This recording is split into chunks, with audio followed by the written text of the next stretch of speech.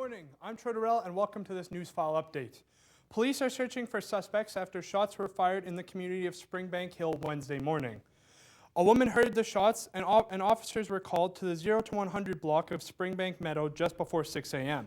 When police arrived on scene, they found the home sprayed with what appeared to be several shotgun blasts.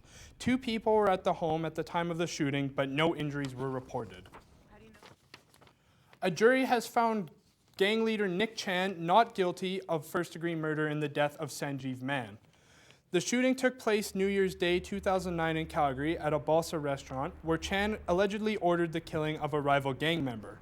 The jury met for nearly 5 hours before reaching the not guilty verdict, and despite the verdict, Chan remains in custody.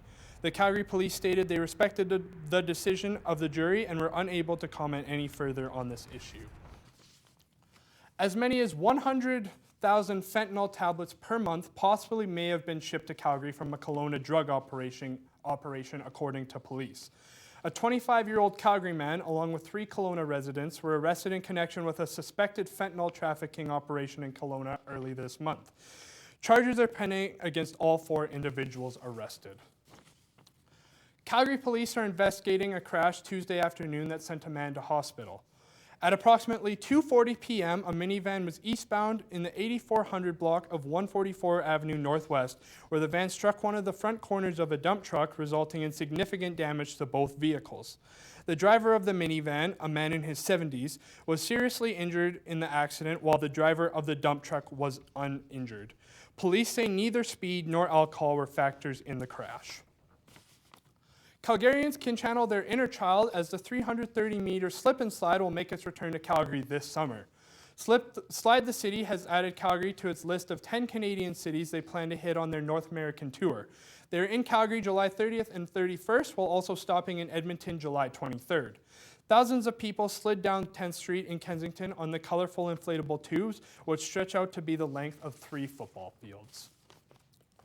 Today in Calgary, it's 0, partly sunny, winds coming in 27 kilometers an hour, and next we can expect a mix of snow and rain with a high of 5. Now let's take a look at the 5-day forecast across Alberta. It is mostly sunny across Alberta in the lower part, where it's 0 in Calgary and in Red Deer.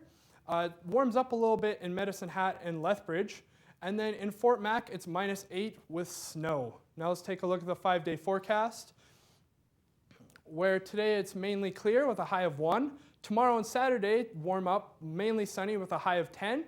And across Sunday and Monday, it's a mix of sun and clouds with a high of 9 and a mix of rain and snow with a high of 5. Now let's take a look at what travelers can expect. In Van City, it's overcast with a high of 3. The nation's capital is 6 with mostly clouds, while Toronto is overcast with a high of 5. Rain, go away in Halifax, while they are also sitting at a high of 5. The Calgary Flames were certainly hitting all the high notes Monday night as they downed the Western Conference leading St. Louis Blues 7-4. The Winds snapped a 6-game losing streak to the Blues dating back to 2013, where St. Louis outscored the Flames by a wide margin of 24-7 in those contests. Michael Frolik had a hat trick, while Sean Monahan potted a pair to lead the Flames to a bounce-back victory. Scotty Upshall, Kevin Shattenkirk, and Paul Stastny replied for the Blues. The Toronto Raptors got the bounce-back win it needed Wednesday night.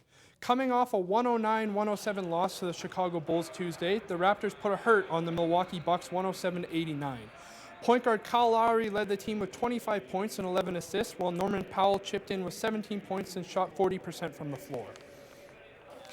The Calgary Inferno women's hockey team helped the city make a little bit of history after their championship win Sunday night. The Inferno's 8-3 win over the Montreal Canadiens helped Calgary lay claim to their first Clarkson Cup, which is awarded to the top team in professional women's hockey. Blair Turnbull, Brianna Jenner, Jessica Campbell, and Rebecca Johnston each scored twice for the Inferno. The ladies will have the cup present at the Flames Winnipeg Jets game Wednesday night. Those are today's top stories. I'm Durrell. Stay in touch with Newsfile anytime and listen to our radio station live at media.sate.ca.